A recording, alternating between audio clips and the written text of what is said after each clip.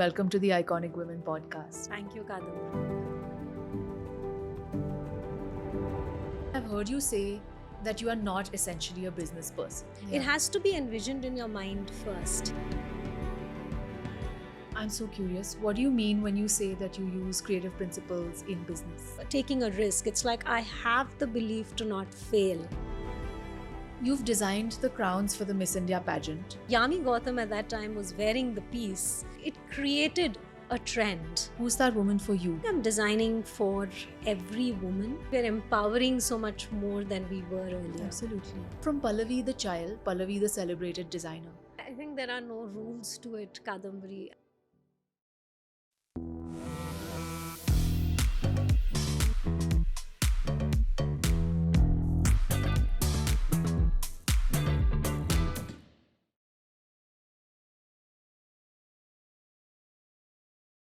So we are going to talk about your life, your inspiration, your work, of course, as a jewelry designer. I want to ask you about what makes you do the things that you do. So let's get into it. One of the first things that I'm very curious about is I know that you went to boarding school and in Nainital, right, in the hills. Right.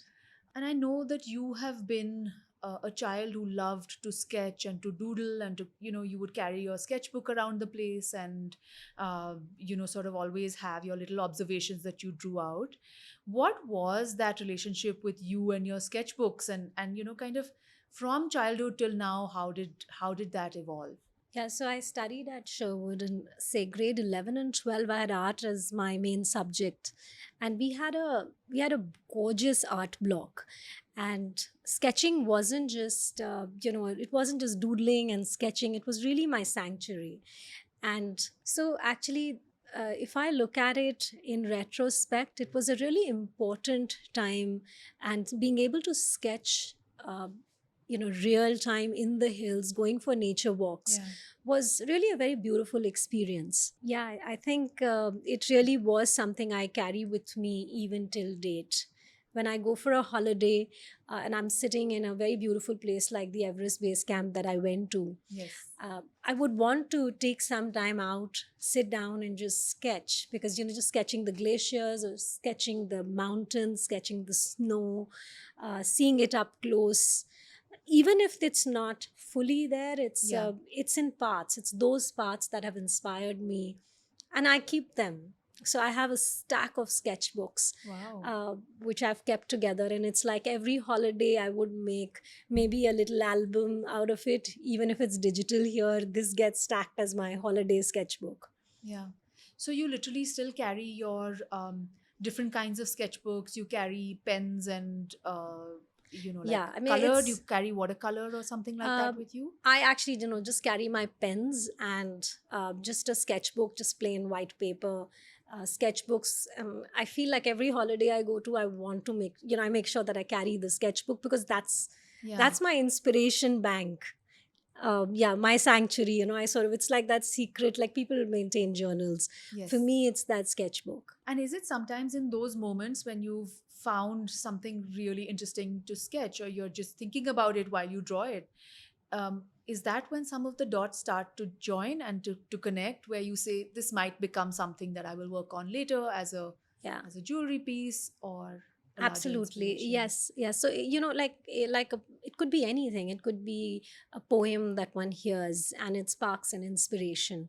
I'd want to put it down as, what I heard, what I've done, thus written down. And, Yeah. it could be something like a poetry that I want to write on a piece of jewelry. It could be just somebody dancing and it could turn into a piece of jewelry. So it could be any moment, anything that happens. For me, it's that I'll have a little book, which is even in my bag right now, that I'd always have with me. Yeah.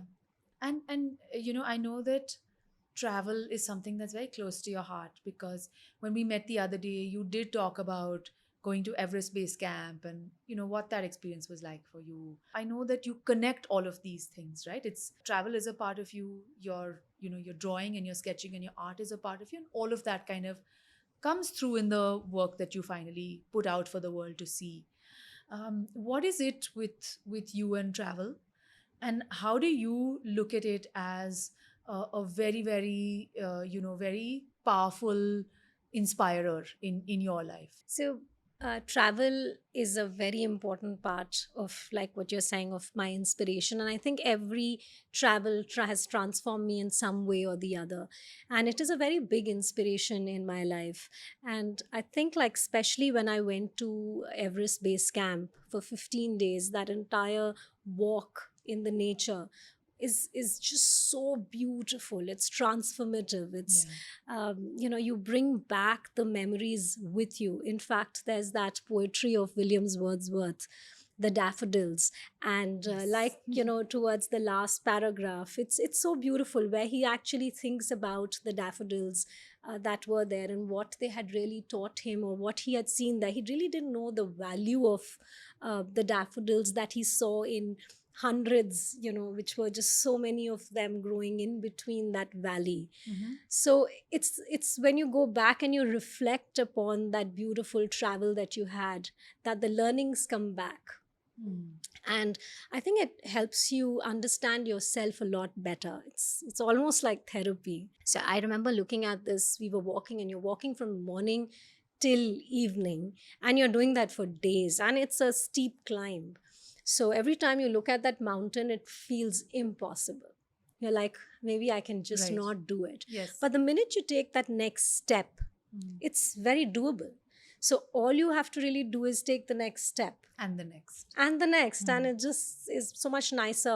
In the same way, like in life, if we look at troubles, or if we look at a huge vision and you get nervous about it, it's better to just say, okay, this is where I want to reach, but I'm going to do it at my pace, and I'm going to just look at what needs to be done. And I think it's any task is doable. Mm. So from Pallavi the child to Pallavi the celebrated designer, what are those threads which you would say have remained unbroken, in terms of being an artist, a dreamer, a designer? So, Kadambari, one of the things that I think I always was that I always believed in myself, and I believed in myself completely. In the same way, I remember working at a jewelry company, and I was pretty young, and I just started working, and I had to present an idea. And there were very senior designers also showcasing, showing the ideas. And I put out my idea, and it was absolutely different from what the company was doing. Mhm. And everybody just stood up and said, no, we can't do that. And I stuck to my idea. I said, no, we're going to make a lot of money.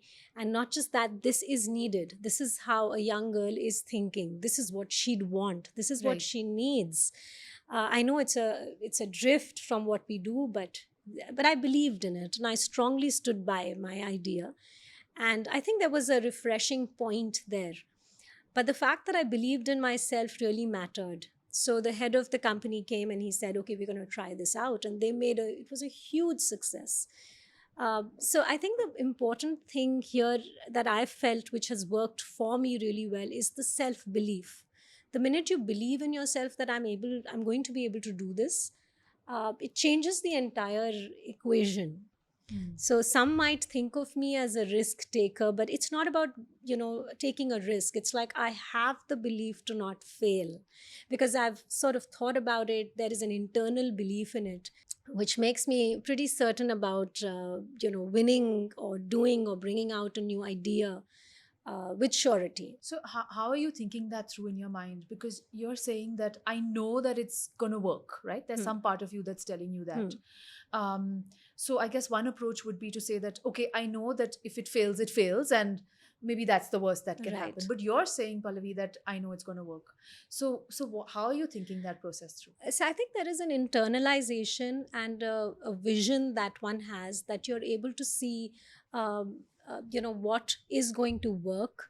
And there is one can go through as many market researches or whatever, but as a designer, as somebody who's envisioning something that has not come into fashion or does not exist, it has to be envisioned in your mind first. So you create that vision in your head, it comes to you, you see, and you're like, okay, I think there is a need for this.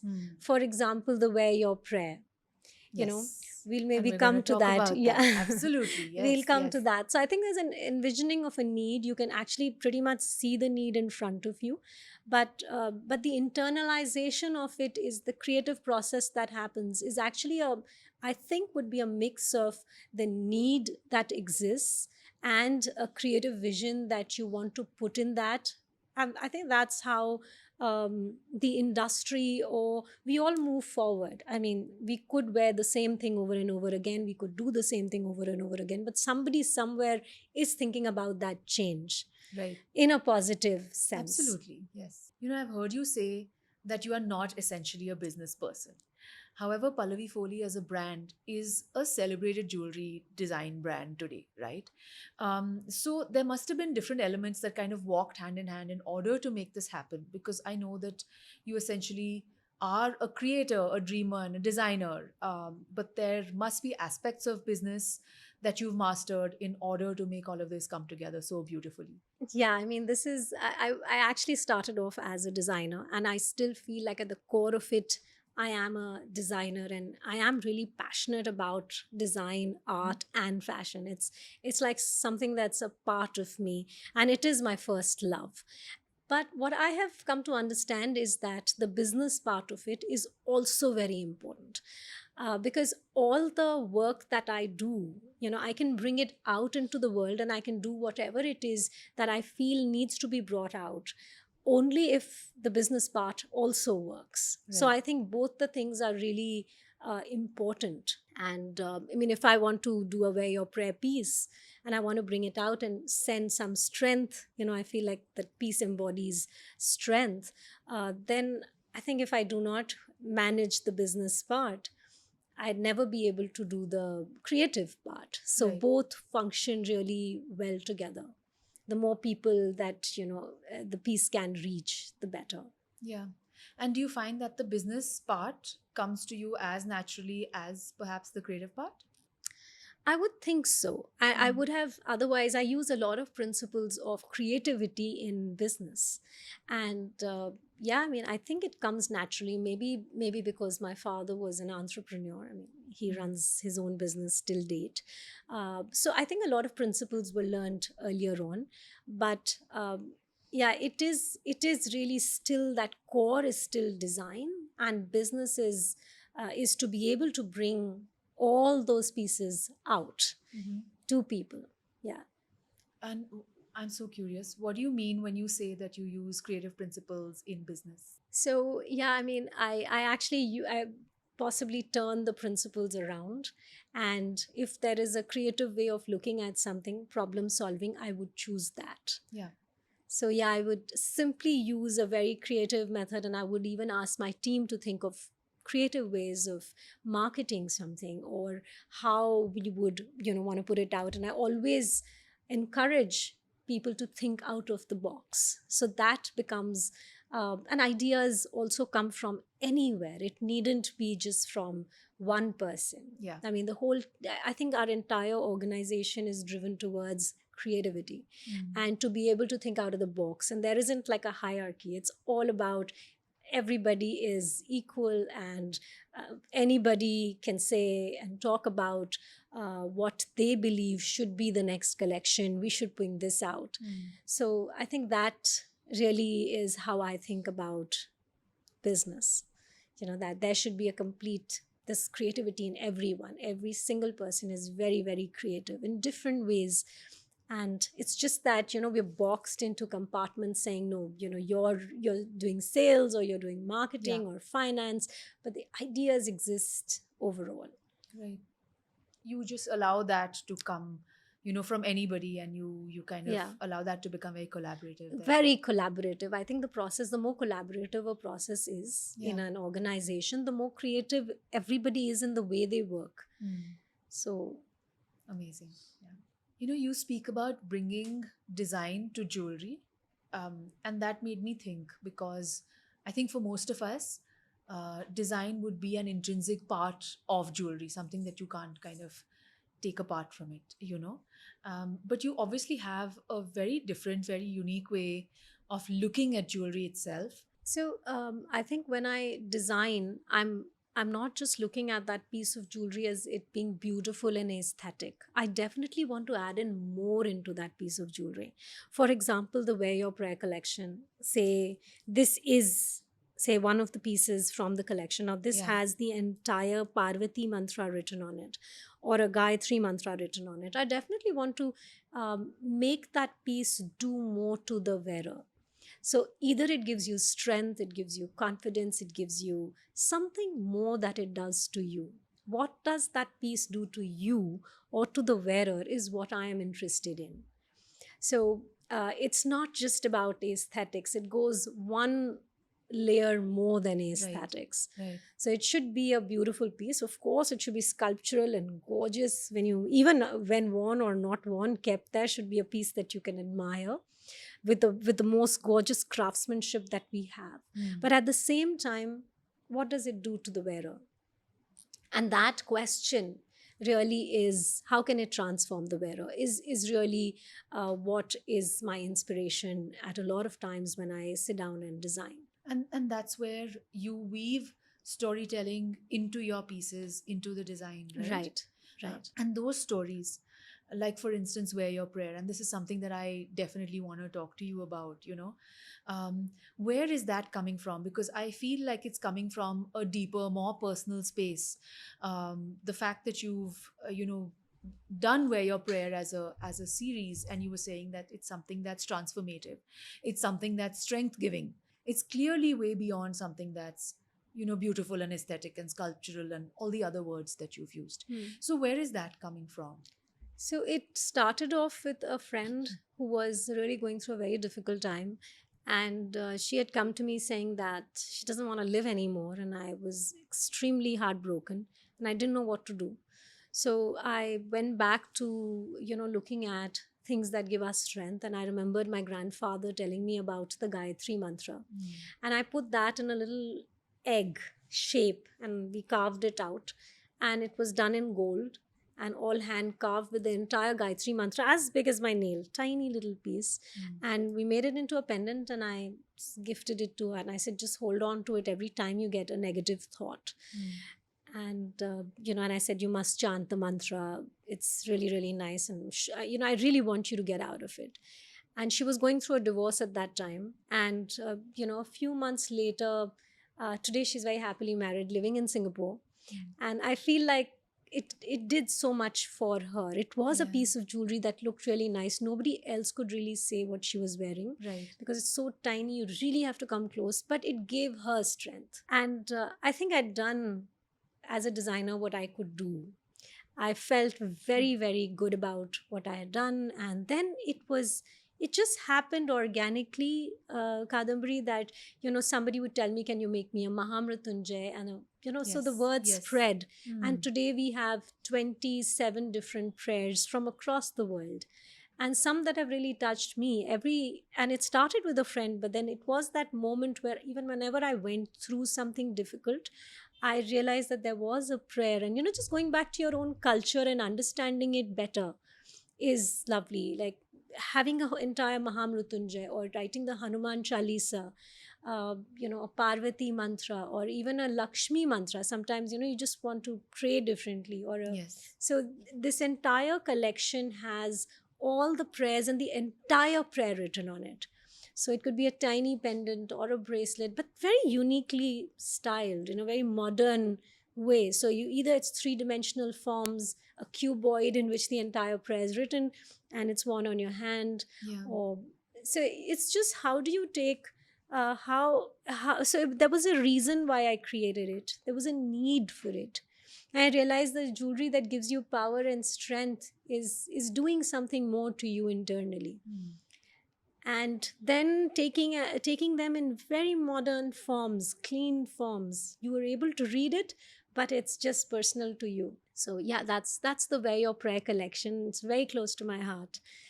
It's a side, it's just a spiritual side of me, a spiritual exploration that I think we are all on our journeys of, parallel journeys in life. Yes. So, if I can turn your attention to the charm bracelet that you're wearing, you did mention that there are different prayers on it, even right now. Yes. Am I right? Yes. So how do you take something that is a prayer, an idea, it's from scripture, it's possibly very ancient, and then you turn it into jewelry that looks as modern as this. Yeah. So what is your process? What are the things that you're keeping sacrosanct? And then what are the things that you're saying, okay, this is something that I can really play around with Yeah. and completely make it my own? Right. So I think the prayer is sacrosanct. The respect for the prayer is sacrosanct. The form could say something about the prayer. Say, for example, the Parvati mantra is in a form of a heart. Yes, you Because, mentioned. Yeah. right, because Shivji gave it to Parvati. So he gave it with a lot of love to his wife. Hmm. So I'd want it to be like that. Whereas the Hanuman Chalisa is in a form of a strong blocked rectangle. That's the Hanuman That, Chalisa. yes. Okay. And say the Mahamrutyunjay is a simple circle of life. It gives you a lot of, say, when you're in difficult times, you could actually say the Mahamrutyunjay. The Gayatri mantra is also simple. But we've actually, the Lakshmi mantra, the Mahalakshmi mantra is in a form of a lotus bud. So it's a very simplified form, but it is taking a simple lotus. So yeah, just connecting the form, the shape, the mantra. And here, these are one versions of it. I've made a few more versions, like I've used a scroll. Yes. Even the Lord's Prayer, that is the Our Father, I've sort of tried to take inspiration from the Bible, how the book looked. So I like see, a therefore scripture. the scroll. Right. Wow. So various versions of it. And the temples that I visited as well, like I'd gone to the Kamakhya Devi temple. It's so beautiful. And I had the Bij mantra that the Panditji there gave me. So I worked on that. But the form of it is like the form of the temple itself. Yeah. And this is for men and women, like It you is said. for men and women. We have a line in silver and we have a line in, I wanted it to be in gold, in 18 karat gold and sterling silver. I wanted the line to be able to, go to everybody. Yeah. It's not something that should stop. It's not like only somebody who's very rich can afford it. Yes. It's a person who believes can afford it. There are at the moment many celebrities wearing it across the world. It's in their personal space, in their personal life, that they would wear it. So whether it's cricketers or it's actresses, or it's I mean, I can't, it's a personal Definitely. Yeah. purchase. Yeah. But it's what you believe in. And Pallavi, tell me something. When you send somebody something, right? Or you're giving, there's a transaction happening at your store and they're taking something away. How do you think through the entire journey? So, for instance, how do you think through the details of the colors, the materials, the packaging?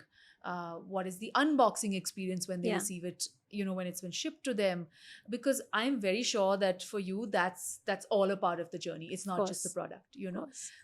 How do you think that through? So, say for example, if it is the Indian rose that I'm wearing, it Yeah. comes with an original sketch of mine, which comes along in the packaging. So, you always have that sketch. Awesome.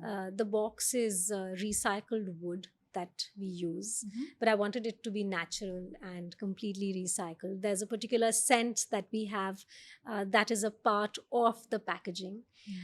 So yeah, there is a lot, that the bag that it goes in, there's a fabric that comes along. For the Wear Your Prayer, the prayer is written. What the prayer translates in English and in the Devanagari script, or whatever script that it's written in. Yeah. Plus what it means, and what would really be the best way to pray before you start wearing that prayer. So, either you want to go to the temple, or you want to, just touch that prayer, or you just want to chant it.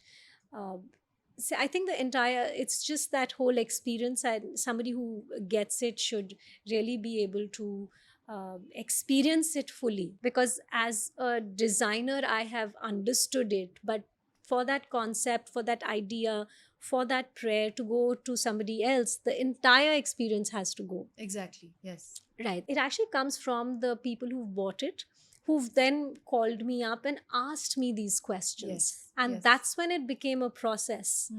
And what are some of the things that people tell you, when they've worn these prayers, when it's been close to them for some time? I'm sure they get back to you with their thoughts. Yeah, there have been some very, very beautiful things. I'm sure it instills self confidence. It gives you power, it gives you strength. So it is just that boundary, it's what we've crossed over. You know, that strength in jewelry. What can you add to that piece of jewelry when you design it? Yes. I mean, I could have just put a pattern in this and it would be a piece of jewelry as well. You know, instead, in that entire space, it could be just this gorgeous motif that goes in, which is Mm. also lovely, which is a traditional beautiful motif, colors. uh, but I chose to put a prayer in there.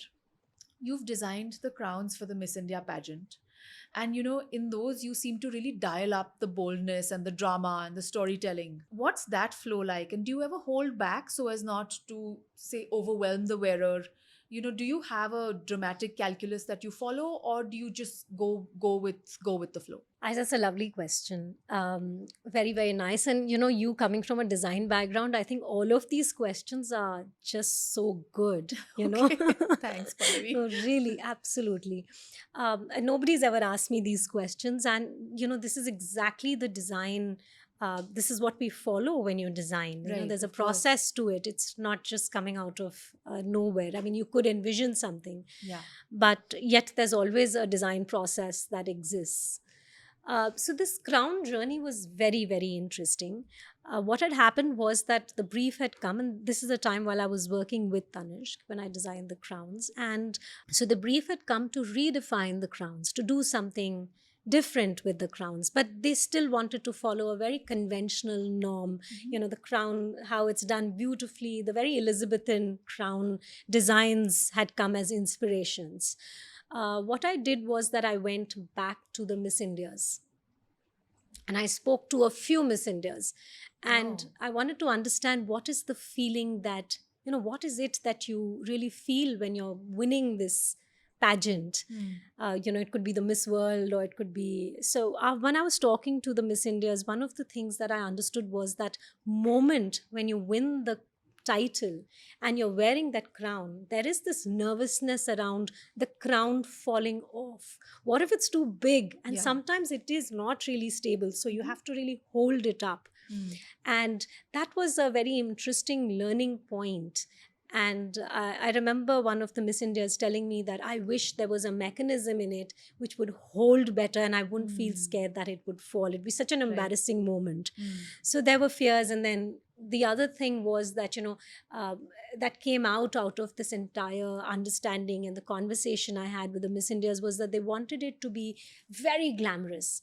Yet, because they were taking this you know, title like a Miss India universe would take the crown to the universe, the Miss, you know, universe or the Miss World, they would go international. They Right. wanted the crowns.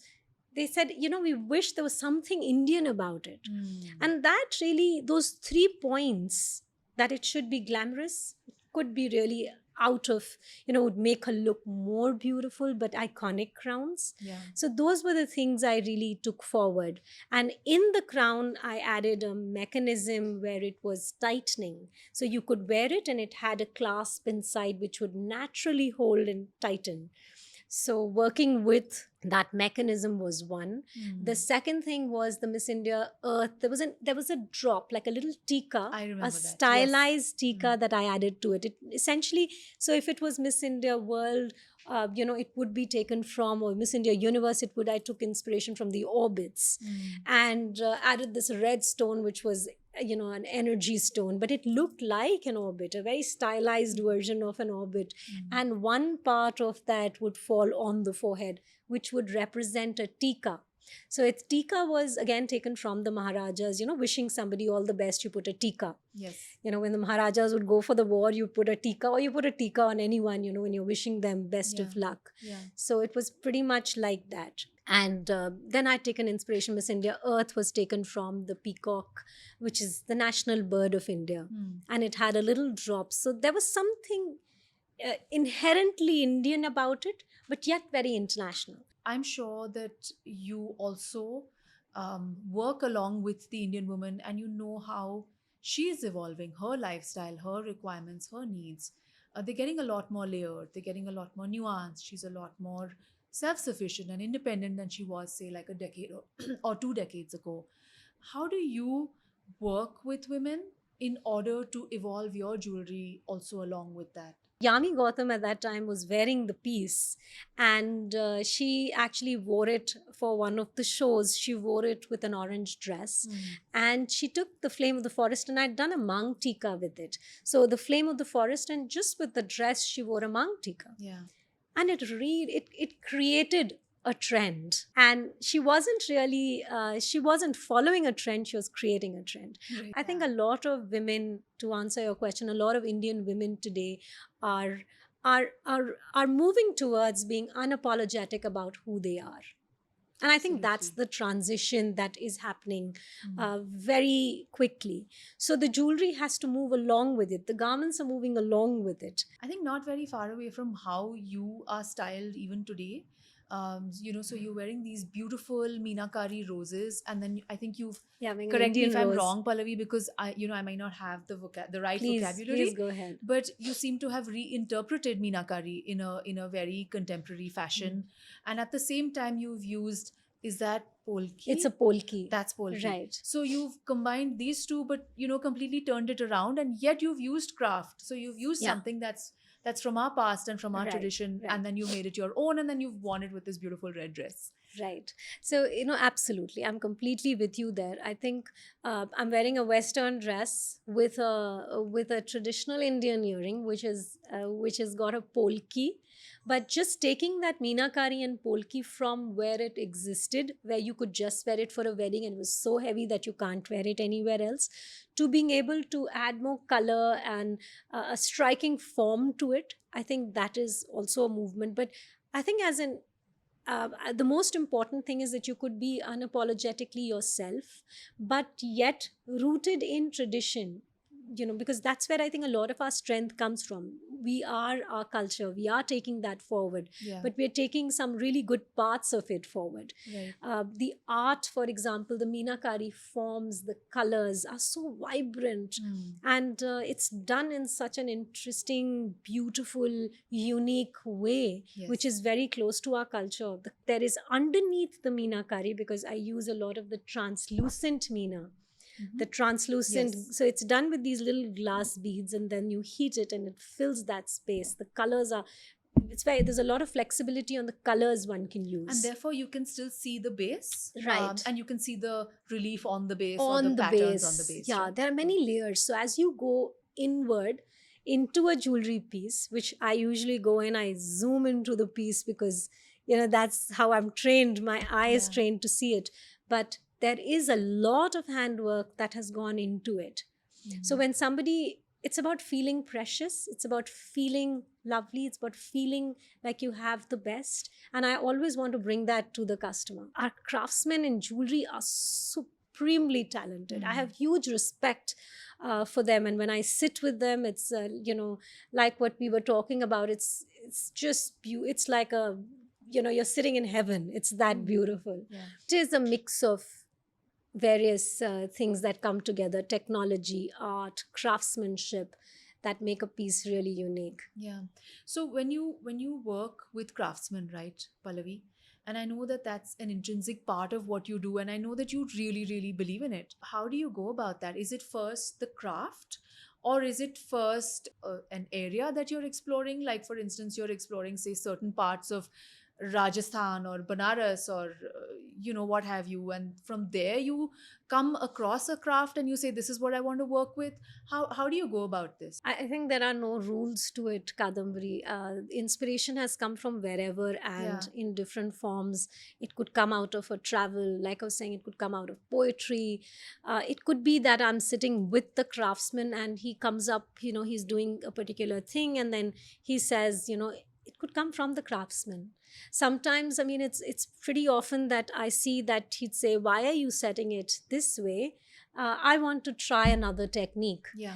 And he's a creative person who's so skilled and so brilliant at his work that all I have to say is go ahead and try it, even if it's gold, and it's more often than not, it's brilliant.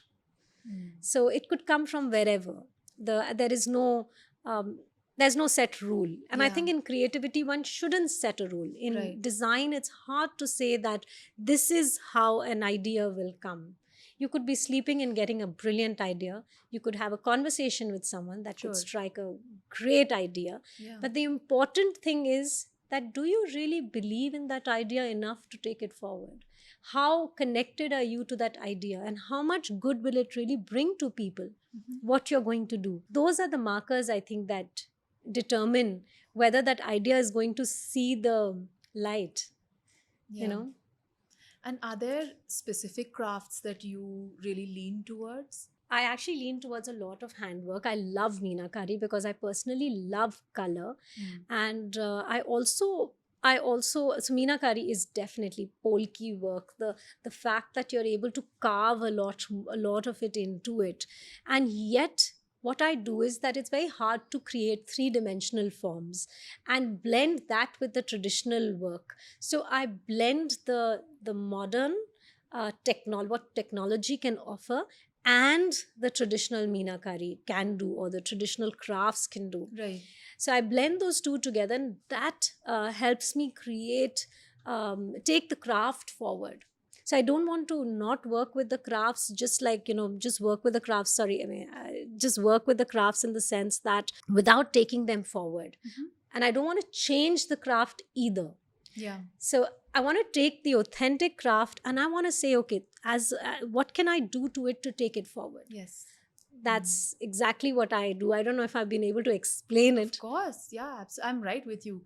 In fact, I'm just thinking that, what I'm wearing of yours today, right? Right. I love these pieces. I feel like, when we were discussing this in the morning, I feel like these are the pieces that really resonated with me, and that part of me that kind of likes, um, geometrics, sharpness, a little structure, and that little edginess. I think that these have just kind of come together beautifully with that, and I think it's so different in personality from, say, from what you're wearing, Right.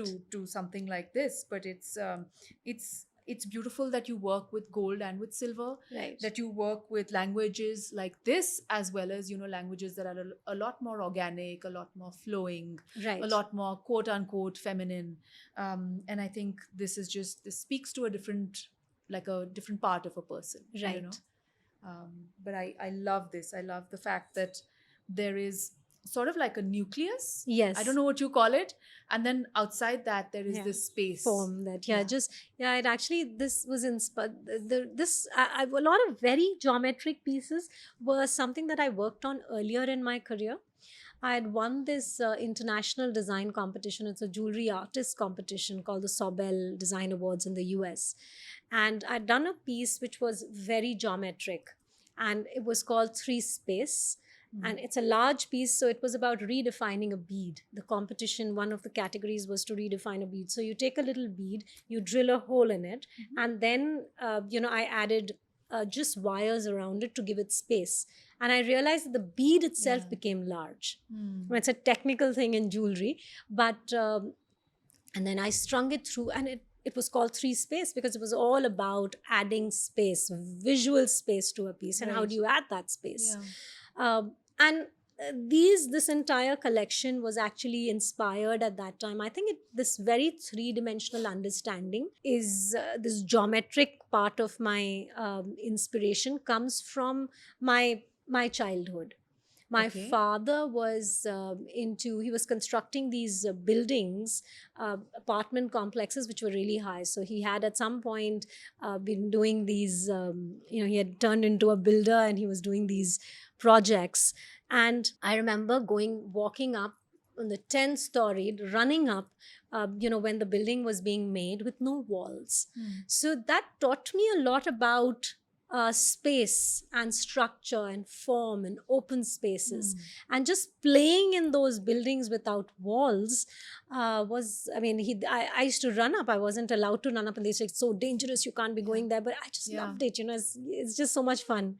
So I think the sense of space, form, three dimensionality, really Yeah. got those little experiences. And that was for a few years that I would do that. And I try and see what I can drop from the top, what happens, how can I link things. And Right. then those little staircases which were being made in between. I've seen that so many times, kind of architecture coming into jewelry Right. over and over again. Even say like typical traditional South Indian temple architecture Yes. reflects so beautifully in jewelry. Absolutely. It's actually, if you look at jewelry in a once it's being constructed, it's very architectural. Even the prongs, even if you think of a single solitaire engagement ring Being held by being the prong. held by the prongs, there is a geometry to it. You have to see that it's balanced, that the stone sits properly. So once you go into, and especially if you're seeing CADs, Yeah. that's the technical drawings happening, and you go really close, structure really matters for a piece to be held, to be sitting properly. I mean, jewelry eventually has to be worn. It has to be strong Yeah, enough has to work. to work with our lifestyle. Yeah. So that's a very important part, the ergonomics, how it works with the human being. Mm-hmm. And when you're visualizing all of this, right, you are going back to pen and paper or pencil and paper, and Right. then you're sketching things on a 1:1 scale. Mhm. And I've seen some of your sketches, the ones that you shared with me, of course. How are you thinking this through? Because you're working on a two-dimensional surface, and yet you're thinking of something that is going to be made in 3 dimension, worn on the body, so the experience is 3 dimensional, Hmm. and yet all you have is a paper in front of you to begin with, at least. Right. So I think there is this very important aspect of me loving fashion as well. I see jewelry as an overall accessory. I don't just see it in isolation. So I would be able to, I'm going to use this word of zooming in and zooming out, Yeah. because it's very important. Even when somebody is dressing up, you have to see what it does. What is the outfit doing to you? What is that communicating? Because design is also got to do a lot with communication. What are you saying with what you're wearing? Right. I think that's a very important aspect. So when I think of a piece of jewelry, I definitely think about what it does to the wearer. How is it going to highlight? What feature of somebody is it going to highlight very much? So that's a very important aspect. And then I go back into making that piece and detailing it. So when seen up close, the beauty of jewelry is that when seen up close, it should just blow your mind. It should show the best of Indian craftsmanship, Yeah. of design that has gone in. So when I'm designing it, I would think of all of these aspects together. Sometimes I have a problem of not thinking of how expensive it gets. But I do want to make a piece that is priceless, that is beautiful, because there's so much that's gone into it. Now that you're saying it, I can completely relate to this, because when I see your pieces, I think there's so much context. Right. They're very contextualized, and therefore they're very versatile. Right. A lot of your pieces are ones that people can interpret the way that they want. They can wear it the way that they want. They can combine it the way that they want. Right. I think there's a lot of that aspect in Yeah, your I try and add some amount of modularity. So if like what you're wearing, ideally would be it has a clasp at the back, so you can wear it twice or thrice. You can wear it even as a bracelet if you Yes, wanted. yes. So to add that element where you can do more with it is also is a lovely thing to add in a piece which is expensive. Even if it's inexpensive, even if it's a bracelet, how can you wear it more? Yeah. Yeah. No, it's beautiful, because then you can personalize it so much more and just make Right. it your own. Right. There isn't a one size fits all when it comes to a Yeah. lot of your jewelry. That's true. But what happens with this is that since I meet so many people, I think I also understand where the need is, what is being liked, what are people thinking of. And one of the things that I've understood is that it really resonates.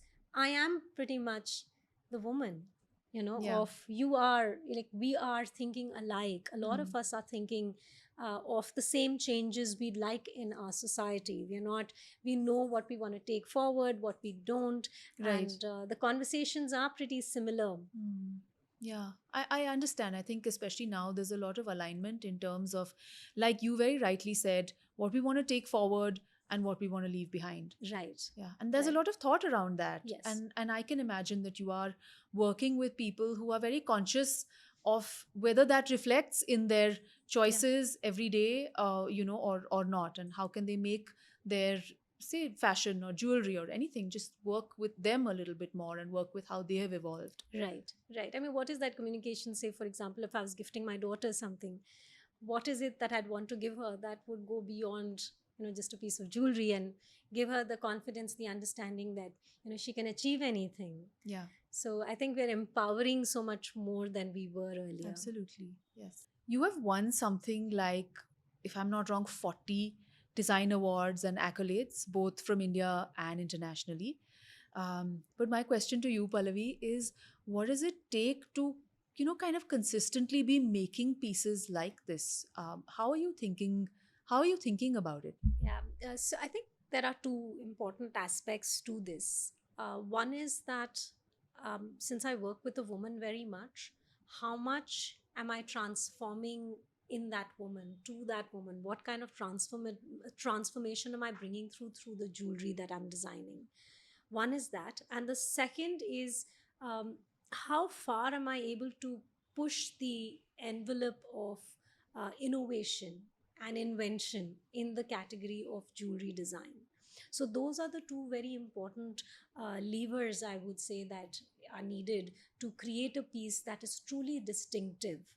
So when I'm designing a piece that I'm entering into a design competition internationally or in India, I'm always or judging a piece either Yeah, way. yeah. One of the things that I've always kept in mind is that the jewelry, if it's worn in a particular way today, how much am I able to move it to, to the change in its variability, in its transformative ability for the wearer itself.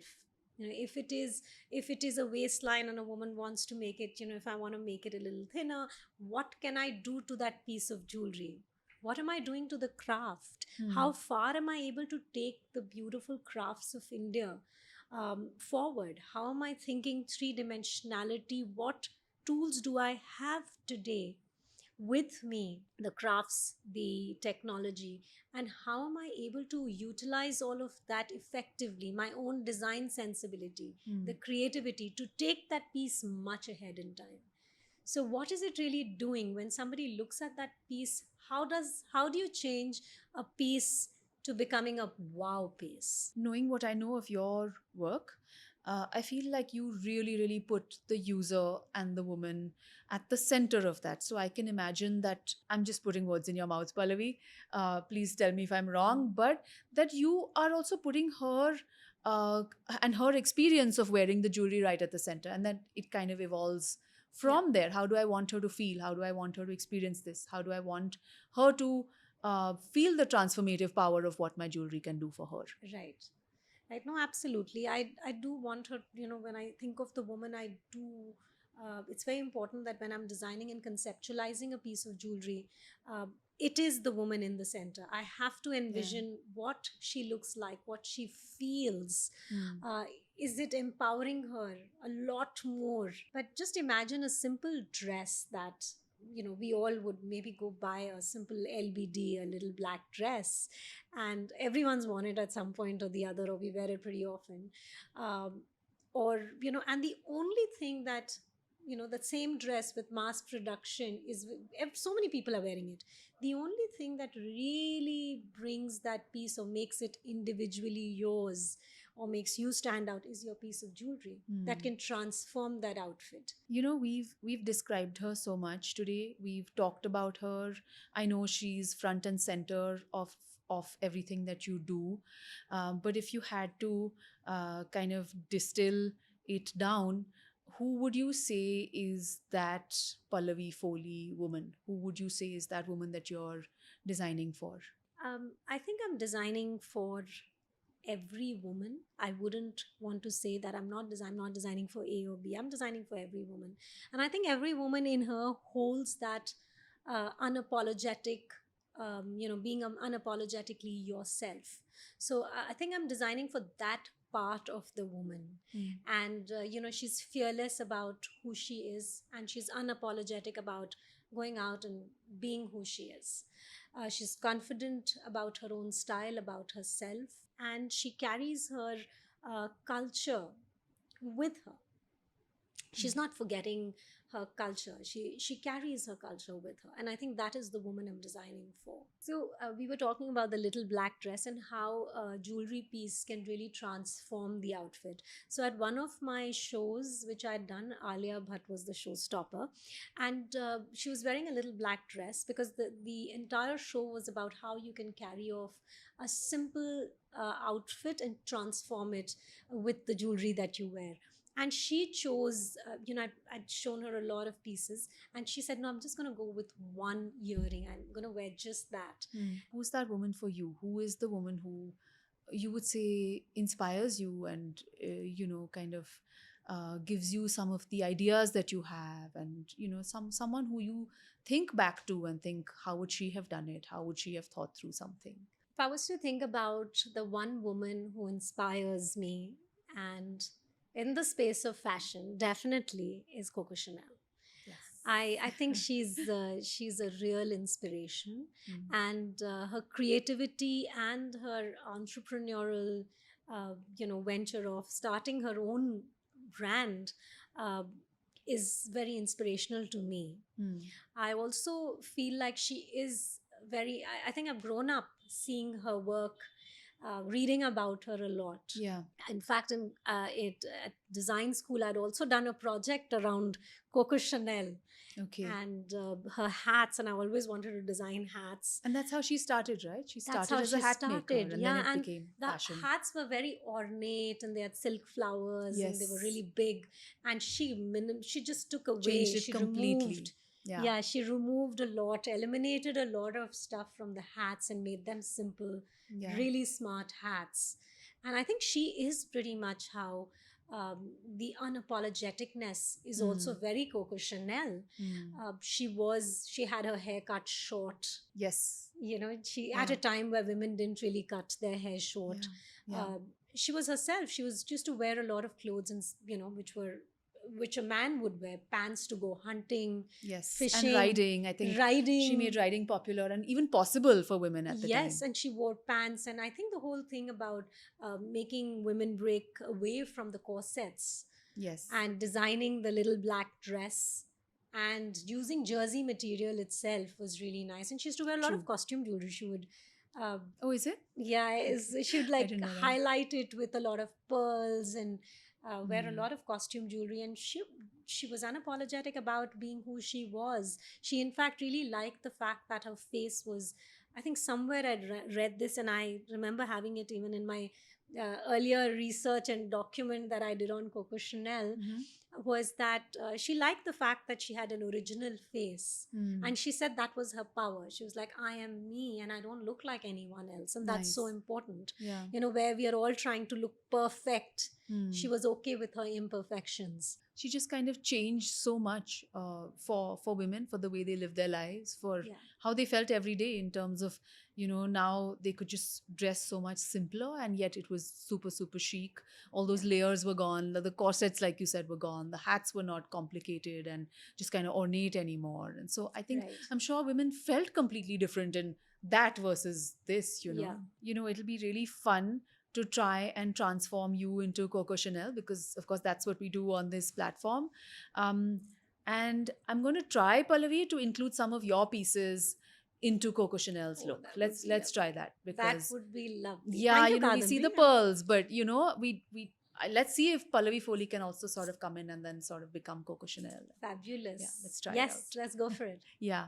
But thank you so much for coming on this podcast. I've really sort of loved your work for a very long time. I've known about it. And, finally I'm here and talking to you, and, sort of we are discussing how you think through things and your process and your work. And it's really such a great moment. Thank you. Thank you so much. Thank you very much for having me, and you're most welcome.